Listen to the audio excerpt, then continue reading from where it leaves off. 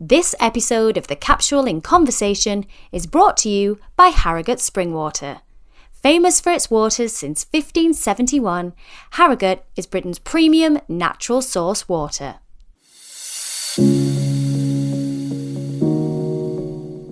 Hello all, you are listening to the Capsule in Conversation podcast. I'm Natalie Anderson and today I'm joined by a national treasure, a no-nonsense loose lady who's been championing mental health awareness for the last decade. The wonderful Denise Welch joins me to talk owning your power, unleashing your passion and the importance of making peace with yourself. So take a minute, settle down and get ready to join us in our conversation. Hello all, thank you so much for joining me. As always, it's a pleasure to have you with me. As I said in the intro there, I am beyond thrilled to finally be able to welcome this national treasure to our podcast. She has been on my wish list of guests since series 1, having talked so honestly about her own mental health journey and opening up the conversation for the rest of us. She's not afraid to say it how it is, and over the last 30 plus years has lit up our screens both as an actress and presenter. She's a loose woman favourite and an Instagram sensation. She is the fabulous Denise Welch. Hi, Hello, Denise. hi there. That was some introduction. Thanks, Nat. Well, listen, as I said to you, I am so excited to get you on here finally after months and months of organising. So thank you for being with me. It's a pleasure. I mean, I never know if this is just going to be audio. I think it goes out on YouTube. So I apologise to anyone watching, but I've literally rushed off the train after being stuck at Euston last night. So I think I have to stay an extra night in London. So I think I've even got a bit of last night's mascara on. So apologies, but crack on. You don't need to apologise. This is what I love about you, Denise. You know, you come as you are, and that's it. You take me as you find me. And I absolutely love it. One of the reasons I wanted you on this podcast was because for me, you were one of the first people that ever really spoke out about mental health struggles. You know, a decade ago when you released your first book, Pulling Myself Together, I was like, wow, someone's actually talking about this, because I've always struggled since I was little with anxiety, not so much depression, but anxiety. Mm-hmm. And in our industry, it's just like, nah. You're not allowed to do that. So when you did it, it was like, wow, someone's got the balls to finally say what probably the rest of us were thinking. So I wanted to say thank you, really, for that. Yeah, you're welcome. I mean, it's interesting that you use the phrase, have the balls to, and also people say it was brave to, which it is interesting because it never struck me as that at the time. I started suffering from clinical depression / major depressive disorder over 30 years ago when I had my first son, Matty.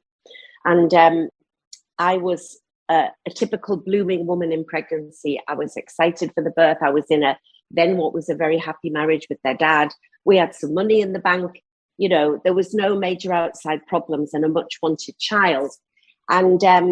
And I had a brilliant pregnancy. And then I was plunged into a horrendous, severe postnatal illness, depression, which was verging on a puerperal psychosis. So I was sort of in and out of lucidity, but it was the thick, black, suicidal depression that was so overwhelming for someone who had never had a day's anxiety, depressive illness, psychiatric disorder, anything. And I was 31. I wasn't a young kid. And as I sort of, after a year and a half, because it was that long before I could see the light at the end of the tunnel, I had done an article about postnatal depression and how I felt, not thinking that I was doing anything out of the ordinary. I just thought I was talking about my experience. And I remember saying to my mum, you know, I'm going to be honest about how I feel, because I can't believe this has happened to me. Anyway, I wasn't anything like as well known as I am, you know.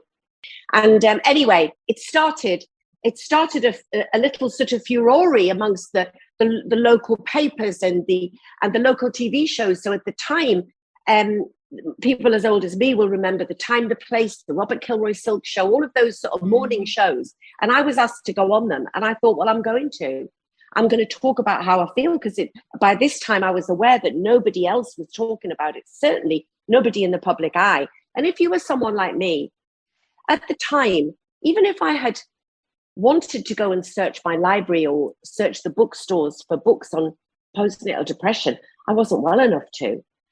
And so that's why I started talking about it. And people started saying it's so brave. And I didn't realize that it was such a taboo to talk about mental illness until I started talking about it. And people say to me, you must have lost work over the years, have you? And I go, well, I'm not aware of it. But if I did, I didn't want to work for those people who didn't give me the job anyway. If people can't, I have survived. I'm a survivor of mental illness. I live with mental illness, although touch wood, I haven't had an episode since September 2019, which is the longest I've ever gone in 30 odd years.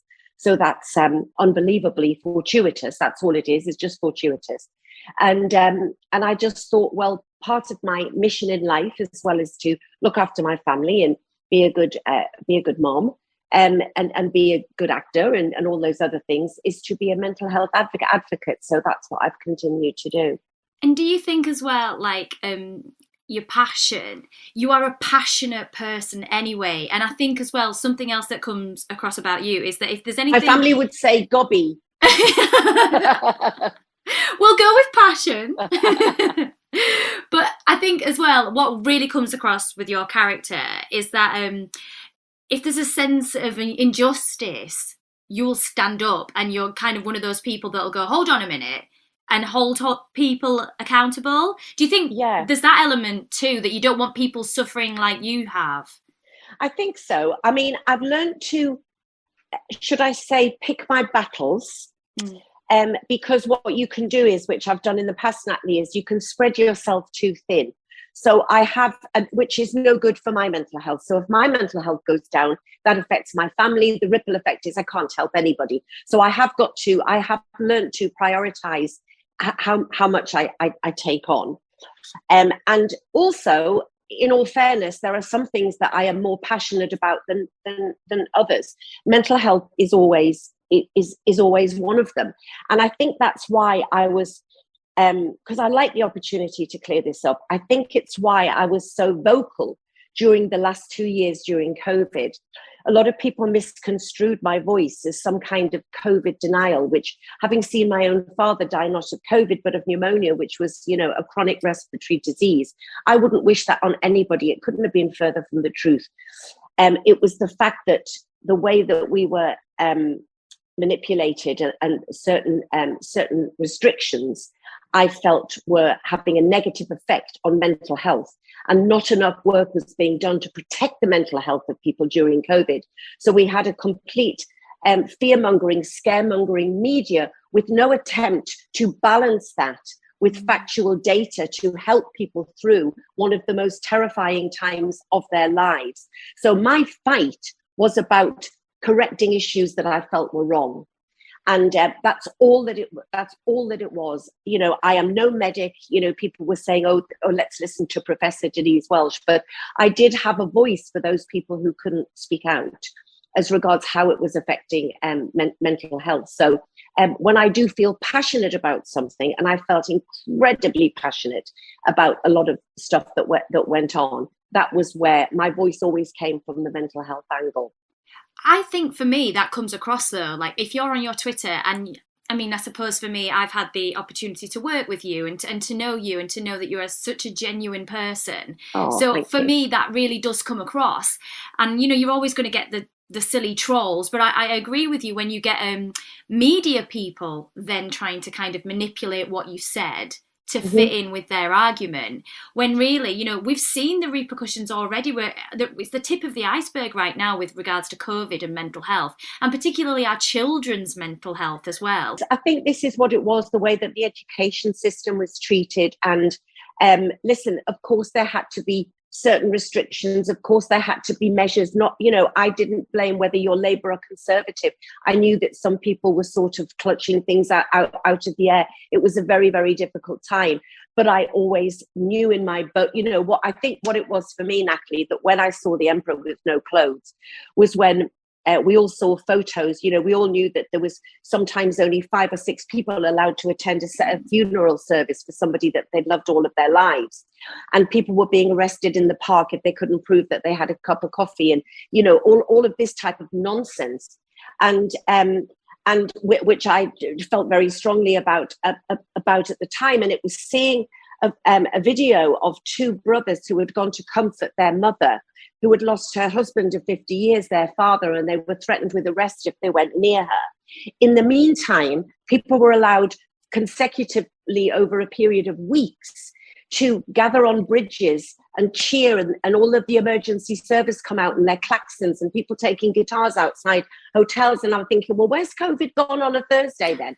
Clap for Carers was just supposed to be about standing at your door or banging a pan. And I kept thinking, any minute now, the government, if it's so dangerous that 2 brothers can't, it's not saying it wasn't dangerous, but if it was so dangerous that 2 brothers couldn't comfort their mother over the death of their father, how are we allowing people to, so that was when I thought, I smell BS here, and this is not fair on people's mental health with these confused signals. So that's when I started speaking out. But I'm not going to make this a COVID thing. I just wanted to clear the air on that one.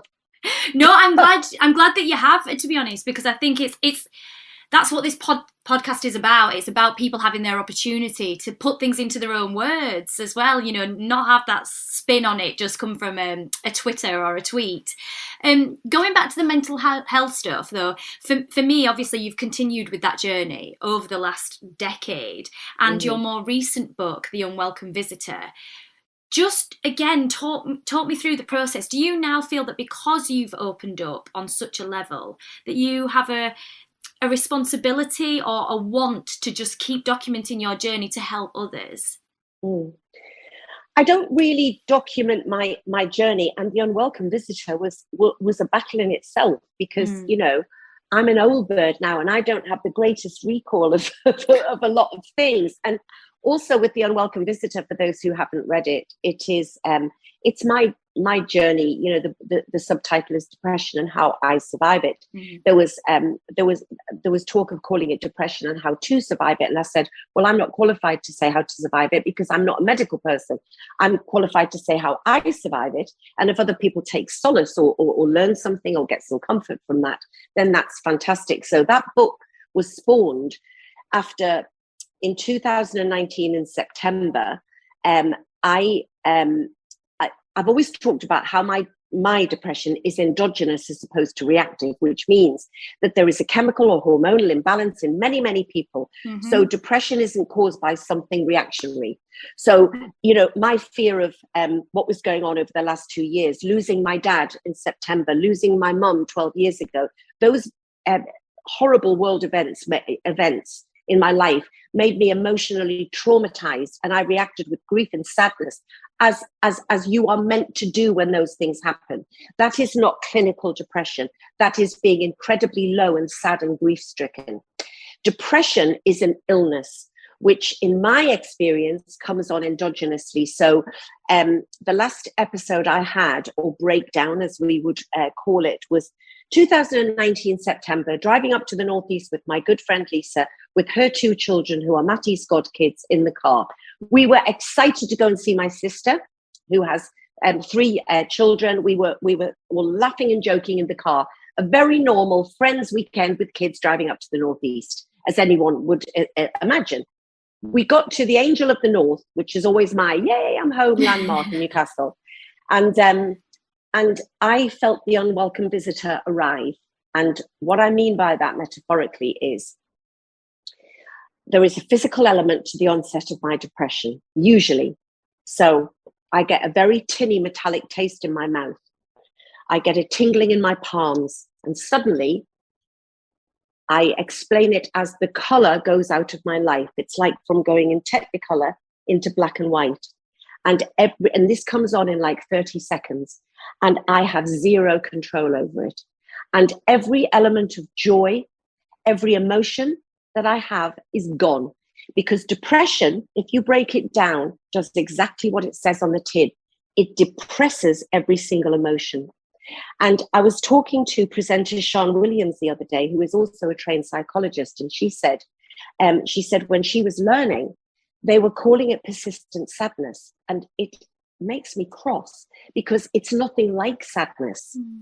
And it is a horrible, black, evil feeling where you can feel nothing. I can't eat, I can't sleep. It's I can't watch television, which is my joy in life. There is no joy in anything. And I call it the unwelcome visitor. And once that unwelcome visitor, sometimes the unwelcome visitor is approaching and he will retreat. And again, I have no control over that.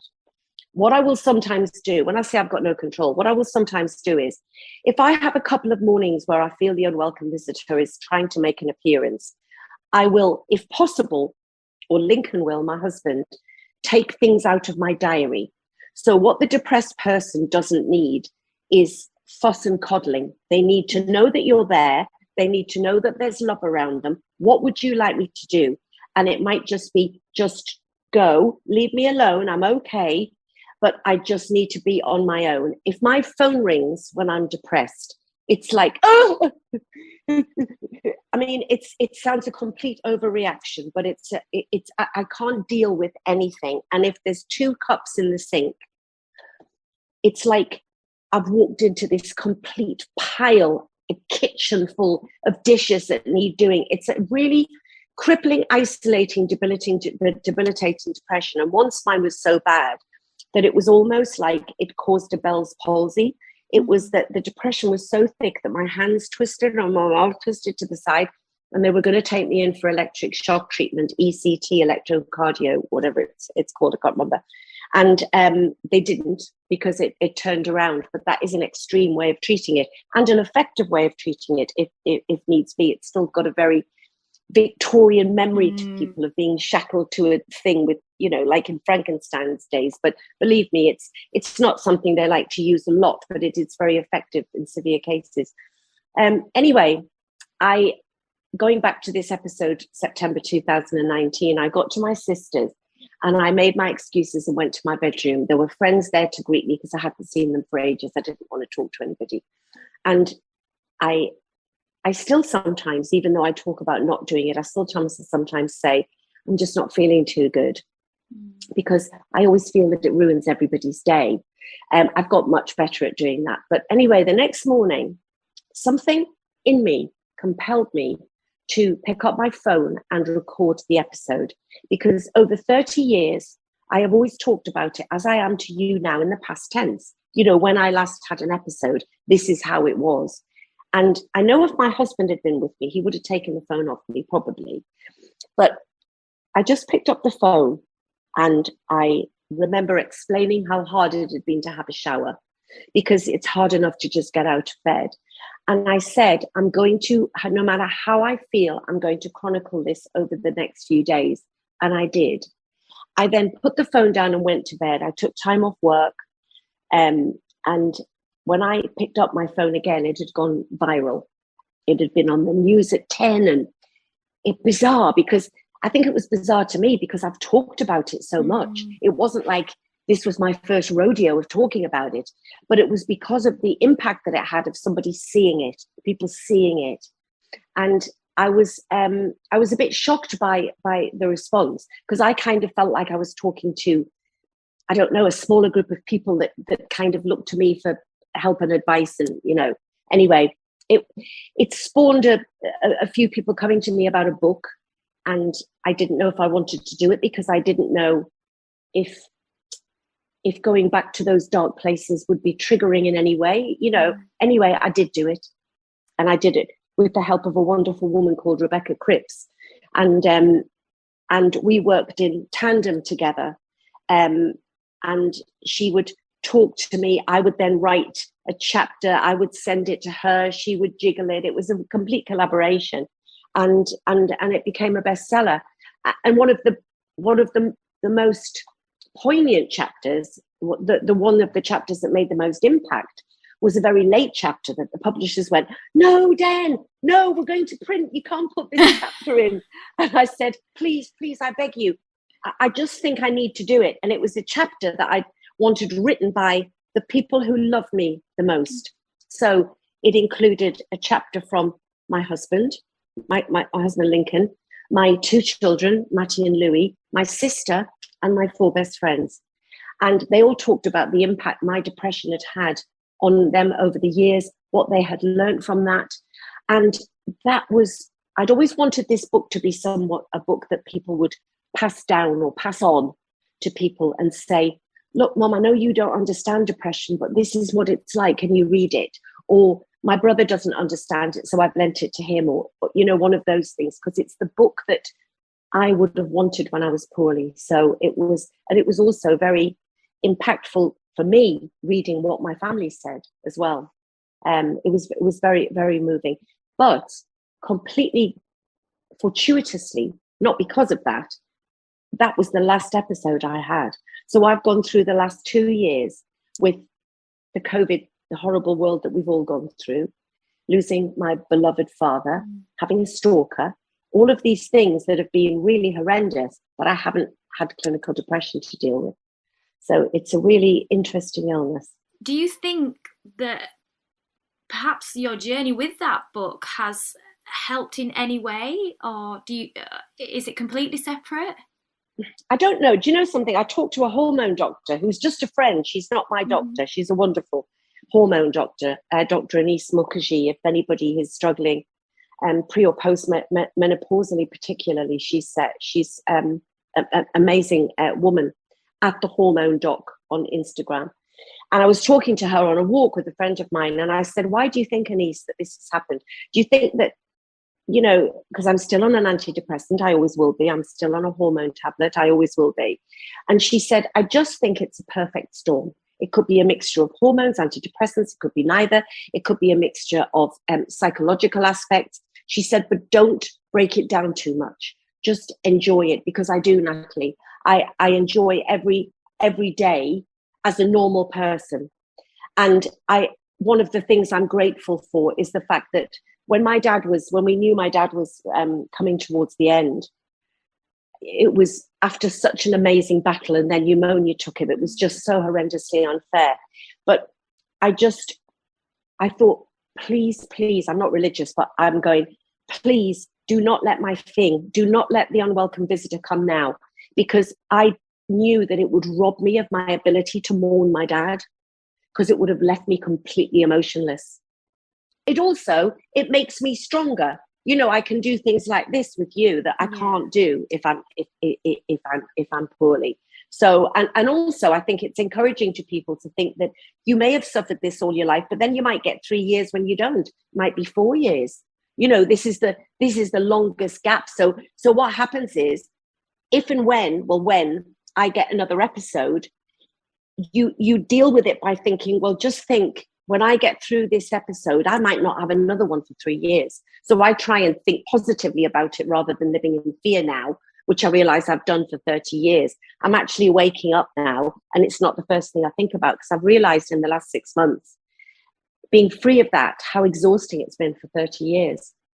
That must be so hard though, Denise, to, like you said, then to have that fear, and when you're in the crux of it, to, even though you can't really feel anything, to still try and push to that positive place, it must be draining as well. There is no positive place when you're in it. You've got to wait for it to lift. But when it's lifting, it's like going back into Technicolor. And I'm using that analogy because I saw something on Twitter the other day of when Australian television in the 50s literally went from black and white to Technicolor, and it was like, it just did that up the screen, and it's sort of like, I can relate to how that feels. So I'll start feeling it. It's like a blanket, and I won't say anything at first to anybody, because I can think, I think it's going, and then I'll wait a few hours before I say to people it's gone, because I'm frightened that it'll come back again, before I tell people, because all the people that love you look at you with that expectation in their eyes. Like Lincoln will walk in, and he's so desperate for me to say it's gone, and it doesn't. And I can see his worry for me still there. So it's weird how the ripple effect affects everybody. I mean, sobriety has helped. I've just celebrated 10 years sober, and I want to say to people that giving up drinking doesn't cure depression, but what it does is it stops compounding it. Because when you're self-medicating, you're just making it worse. You get a brief respite from anything, because you know what alcohol and drugs do, they just numb the pain, but they only numb them temporarily. And then it makes it 10 times worse. And then you're chasing that fix to try and feel better again. So it's not about trying to feel happy. That's why I get angry when they call antidepressants happy pills, because they're not, when they're prescribed properly, they're, as you know, they're not meant to make you happy. They're meant to make you feel normal, for, you know, to see the light at the end of the tunnel. They're not tranquilizers. They don't tranquilize you. They replace a chemical that's missing. So when prescribed properly, I'm a huge advocate for them. As you say, you know, there's always been a stigma. It's so funny, this stigma about it. It drives me mad, Natalie, you know, because, I mean, I understand people who are into homeopathy and not into any kind of drugs, but, you know, I know people who've put all sorts of things in their bodies, and then they'll say, oh, I'm not taking an antidepressant. You know, like, oh, okay. My mum used to say to me, if you had bronchitis, which I get, if you had chronic bronchitis, you would not think anything of taking a course of antibiotics. So you're doing the same for your mind, because what would happen is, like a lot of people, I would take them, feel better, and stop taking them. They don't work like that. You know, you've got to keep them in your system for a time. I'm not saying you have to be on them forever, but some people wouldn't think anything of being on some things for a long time. I just feel that for me, whatever I'm doing now, I'm going to continue doing, because it's working for me, and everybody has to find their own thing. The thing is, it's the origin of the depression. It took me 20 years to have it established that the origin of my depression was hormonal, caused by having a baby. You know, wow, shock, horror. Women having babies may cause hormonal chaos. You know, live creature comes out your foo-foo, and you think that that you're not supposed to have a hormonal chaos. Yeah, okay, you are. But some people's hormonal chaos, chemical chaos, most women, it rights itself. With mine and with millions of other women, it doesn't. But for some reason, we're not allowed to make a song and dance about it. And I don't like doing the gender thing, but if men had babies, there'd be a postnatal depression clinic on every corner, because the world would grind to a halt. And I had to fight for 20 years to have my hormone balance taken seriously, until I went to see this guy in Harley Street. And he said to me, you are so deficient in estrogen, I don't know how you've survived. And that was having had my estrogen checked at my doctor's for years with the normal, you know, random blood tests that they do, and it coming back normal, kidney normal, this normal, that normal, normal. And I accepted it. If anybody is really struggling and can scrape together the money to go and have some private bloods done, I would recommend it. It may not be the reason, but it's worth doing, because I was desperately low in estrogen, and had possibly been for 20 years. That's the worrying thing. I think that's really scary, because, so, you know, I mentioned to you that we do talk about the perimenopause and the menopause on this podcast. I'm really passionate about getting those conversations opened up, especially with younger women as well. You know, like, don't fear this, be prepared for it. You don't need to go through it, be prepared. That's absolutely it. Absolutely. And so we've said before, you know, if you're 35 plus, I mean, it could be younger, but 35 plus, and you're starting to notice kind of your moods might be slightly changing, you know, definitely try and look into this, and don't just assume it's stress or whatever. Don't assume you have to feel like that. I mean, you know, you remember, you just read your history books. When our periods stopped historically and we couldn't have babies, there was no point to us as a gender, as a sex. There was no point to us. You know, women were basically on the scrap heap. So there was, of course, no help or anything spent into how we could how we could avoid this is you don't have to. There is estrogen replacement. Again, sounds like I'm going, take your antidepressants, take your HRT. It's up to you. But Nadia, my friend Nadia Sawala, who does Loose with me, she resisted HRT. She thought that it was normal to completely lose your libido. She just thought, well, you're older. I can guarantee it's not normal. And she thought that, this problem and depression problem and sweating problem and just everything, it was completely normal. She wasn't going to take HRT. She could deal with it all. This is just what happened. She spent 8 years battling that. She took them and her life's changed. And she said, I am so pissed off that I wasted 8 years of my life, And so, as I say, it's not saying it's for everybody, but please don't rule it out. And like you say, Natalie, very wisely, just do a little bit of research about the menopause before you go into it. That's why I mentioned Denise as well, Denise Mukherjee, because her talks and book is very much aimed at training women for the menopause. Because until the last few years, we haven't talked about it. My mum worked in what used to be called a mental hospital for really high-grade, mentally handicapped, as we used to say, people. And she was on a woman's ward called Sagan. And there were these women who were completely and utterly institutionalized, non-verbal, in a corner, making noises. It was the saddest place. And my mum was amazing. She said to me, she was so wonderful when I was poorly. And she said to me, there will be women in here who were put in with undiagnosed postnatal depression and menopause and have become institutionalized over the years.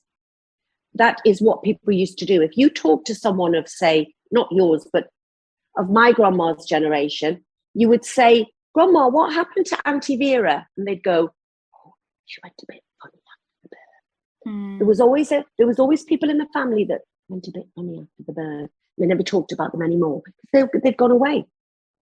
And we live in 2022 and we don't have to do that anymore. We ain't going anywhere. No, and I'm very much an advocate of, like I said, of getting this conversation going. We had brilliant Lisa Snowdon on last series, and she talked about, when she suffered from early menopause symptoms, and she was like, right, I'm having HRT. And I said, it's so refreshing to see somebody, Lisa Snowdon, that we, I said, and you've always kind of been the model and all this kind of connotations that come with her, and outwardly just going, yeah, I'm taking HRT, it's the best thing for me. And like you say, you don't have to take it, but don't rule it out. It's really important that women don't put themselves through unnecessary agony, stress, upset. For what? Absolutely. And there's so many different types and there's so much research being done, and if you go to the right person, they'll make sure that there's no history of this, that, and the other. But honestly, it can be completely life-changing. We shouldn't have to live in such pain. No, because we've moved forward. I mean, going back to Loose Women there, one of the things I love about Loose Women is the debate. I want to know how you navigate, with, female friendship groups or females in general, when you have strong opinions. How do you kind of navigate that? Do you come off air and do you have to take a minute, or are you a kind of all right? Never taken a minute in 20 years that I've been doing it. In fact, Nadia and I, we're not supposed to take our phones up there on set. They're always trying to stop us, but we always do.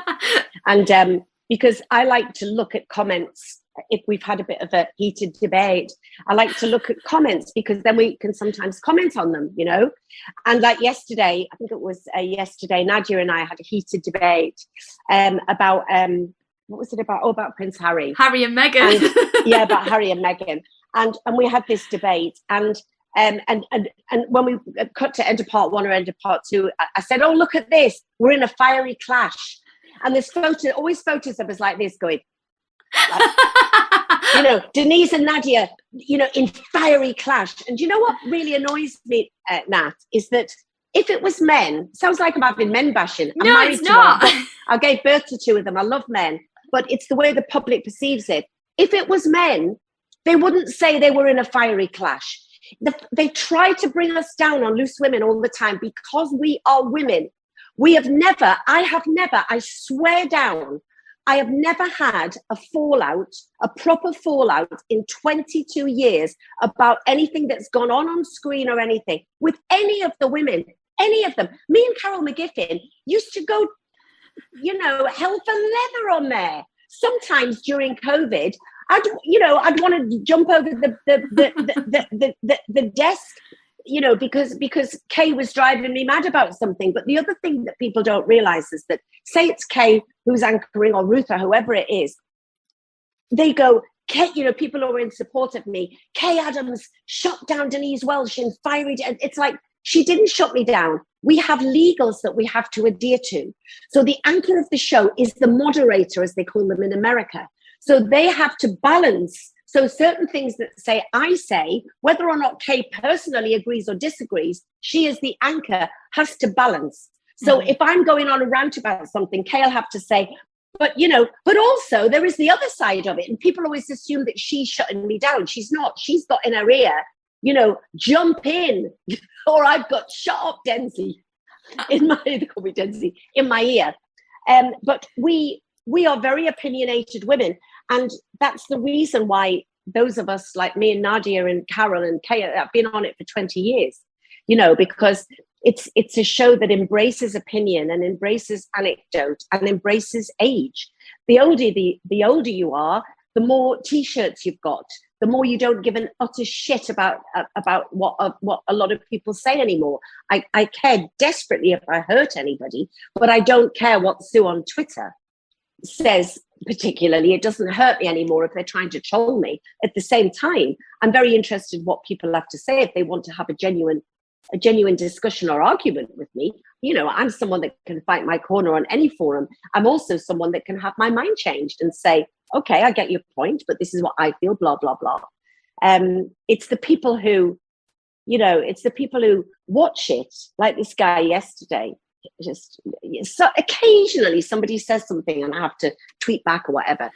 And just occasionally people go, oh, Loose Women is the worst show on television. I hate Denise Welch. She says this. She talks rubbish. She's always talking about this. Somebody said yesterday, oh, how long is it going to be before she mentions her dad dying? Oh, and it's like, wow. And you just want to go, do you know, Rob, don't watch it then. Look, Rob, there's a television and there's the off button, or wherever the off button is. Turn it off. Don't torture yourself if you hate me so much. It just makes me laugh. But yeah. What do you think about social media? Because as I said, I love seeing your boomerangs. You are boomeranging with everybody at the minute, and I love it so much. And what's your thoughts on socials?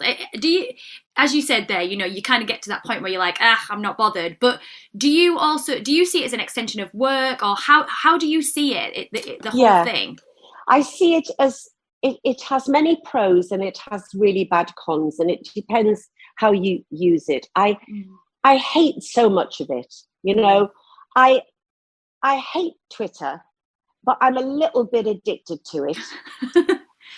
If I'm honest, I've become less involved, because the whole COVID thing, and I'm still involved in the fact that I think it's outrageous that people still can't visit their family after 2 years. I think it's highlighted the massive pitfalls in the NHS that we're still being blamed for, even though there was some wonderful NHS treatment and some not so wonderful treatment when my dad was in.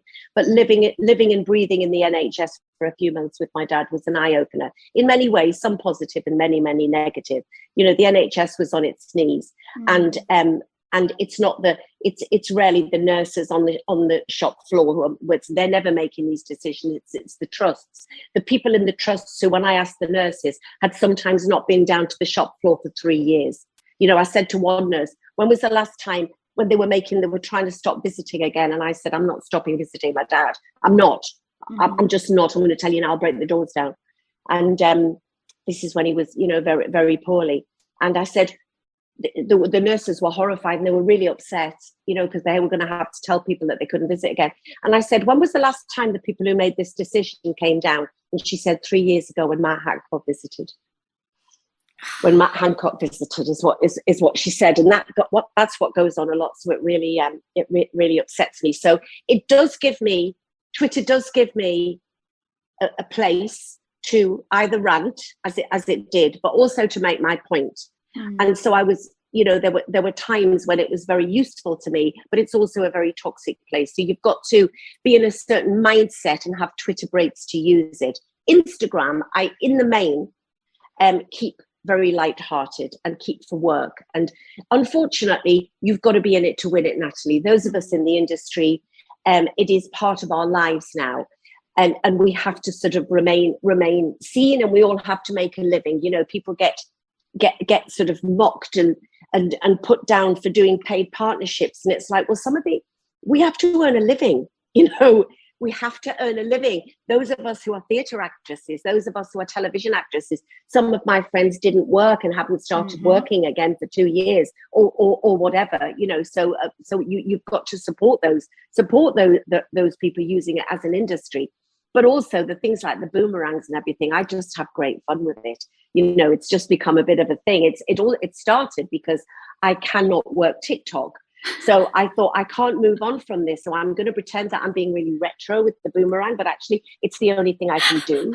So somebody in America, I was with my friend Reese Noy, who was in Waterloo Road with me.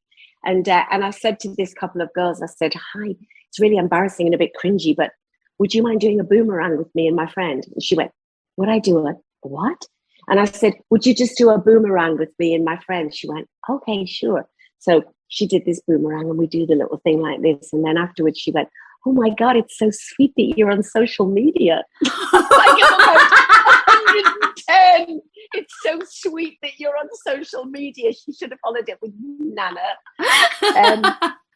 But anyway, so yeah, so I do. I mean, I'm really pleased that it's a difficult one, because my young son, Louis, is an actor. And he doesn't really like Instagram very much. He doesn't post that much. When he does post, I can't see it because it usually says you are blocked from following this person. But at the same time, I am saying to him, you're doing all right, but I think that you are going to have to start posting a bit. But you can just use it for work-related things. I just think that for a lot of people who are very insecure, it can be a very mean workplace of compare and despair. I think people have got to get their heads around about the fact that these are exaggerated versions of people's real lives. Nobody lives the Instagram lives that they... Nobody lives the Instagram life. Nobody. And I agree with you. Like, if you're in this industry, for me, I've had that before. There is a bit of snobbery. It's like, oh, you're on Instagram. But I'm like you, Denise. I'm kind of like, listen, I'm freelance. You got to kind of, you keep yourself out there. Nobody pays us if we're not working. It's like people say to my husband Lincoln, who's an artist. Yes, but art shouldn't be about the money. It's like, well, okay, well, who else is going to pay? Who else is going to pay me then? Yes, I love to paint, but I also have to sell my work in order to feed my family. Well, for me, I've had this argument. I had this argument with an agent, actually, and I was like, I'm not from a privileged background. I'm from a background where you go out there, you sell, you go out and you're like, hustler. That's it. You've got to be, especially if you want to survive and you want to have a long career as well, not just kind of be a flash in the pan, or you could be waiting all day for the right role to come along and it might not ever come. And it's like with theatre now, people don't realise, to try and get a theatre job at the minute, like, I was talking to some young kids the other day who are brilliant young actors. But the thing is, because what COVID's done, unnecessarily, in my opinion, but what COVID has done, the backlog it's caused in theatre is 2 or 3 years. So all these plays that were promised to go on, they're all in a row now to go on. So the people wanting to do the new stuff are way back there. And, some actors work predominantly in theatre, especially our musical theatre friends. Yeah. That's what they are trained to do. And the other thing about it is that the other thing I was fighting for the last 2 years is financial exclusion. Because if you were lucky enough to have, I was able to work through COVID. I was able to, I had my book. I was able to do Loose Women down the line. I was doing Hollyoaks. All the theatre actors were out of work. And if they had a bit of savings, they had to use all those savings because they might have had a good year a couple of years before, but then the tax man comes and, you know, it's all of that effect. Mm-hmm. If they'd had a good couple of years, they were then having to off those savings and had nothing and no income. So, and people go, oh, theatre. It's not just the people on the stage, as we know. It's the thousands of people involved in getting a show on that suddenly had no money at all. And not really the right support, you know, lots of people fell through the net. Yeah, like lots and lots of people just got nothing.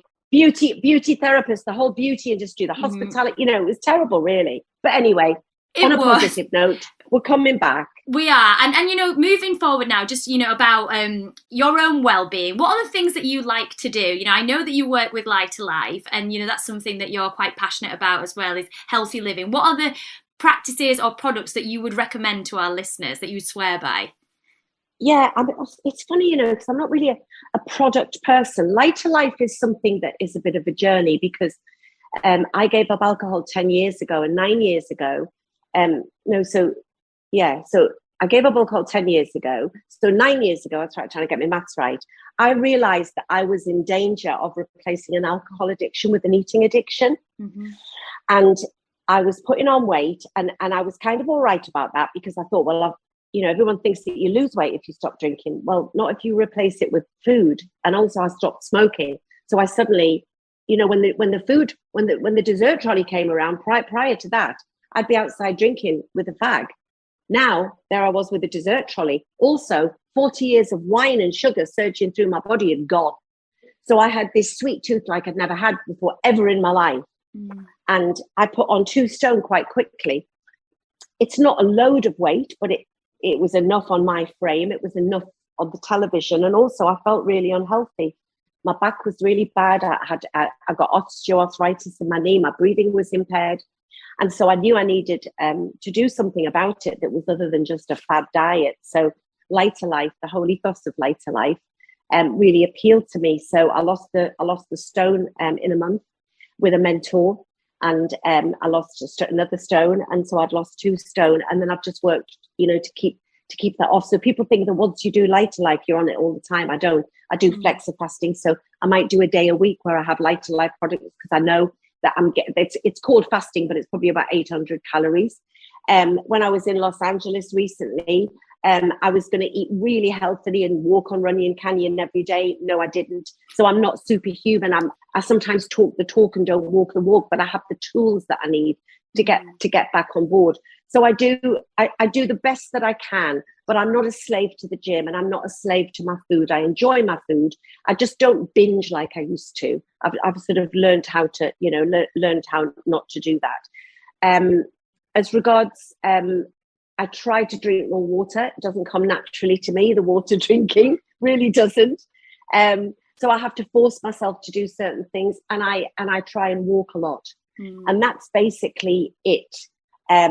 I get given lots of beauty products, and I try some, but I'm somebody that I never spend a lot of money on beauty products. I just don't. If I'm given expensive ones, that's gorgeous, but I'm just as happy with a tub of Boots cream or a Pond's or a Nivea.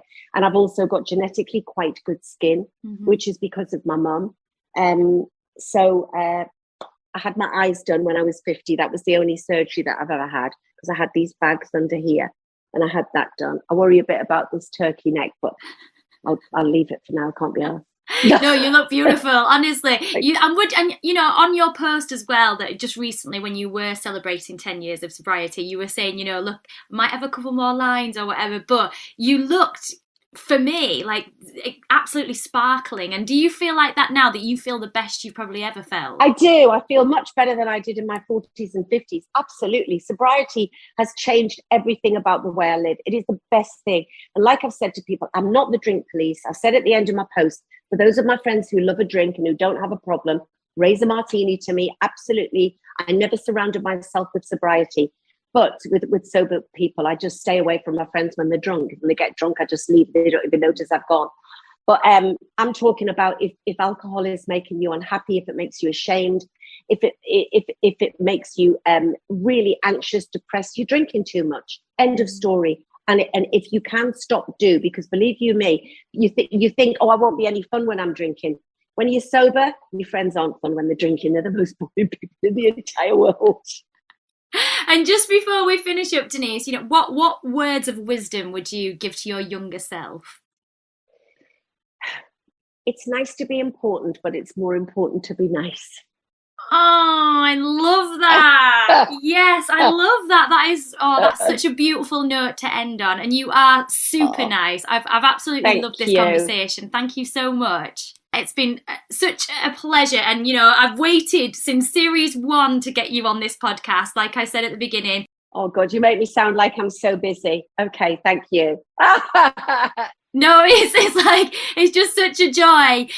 For more from Denise, you can catch her on ITV's Loose Women weekdays from 12:30 till 1:30 p.m. You can also follow her on Twitter at Real Denise Welch and on Instagram at Denise_Welch.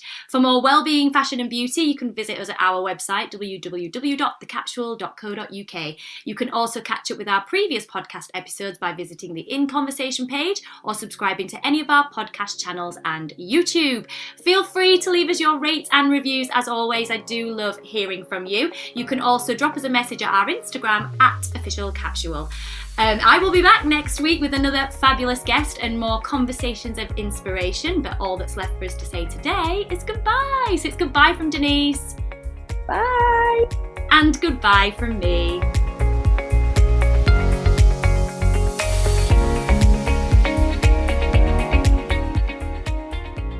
This episode of The Capsule in Conversation was brought to you by Harrogate Spring Water.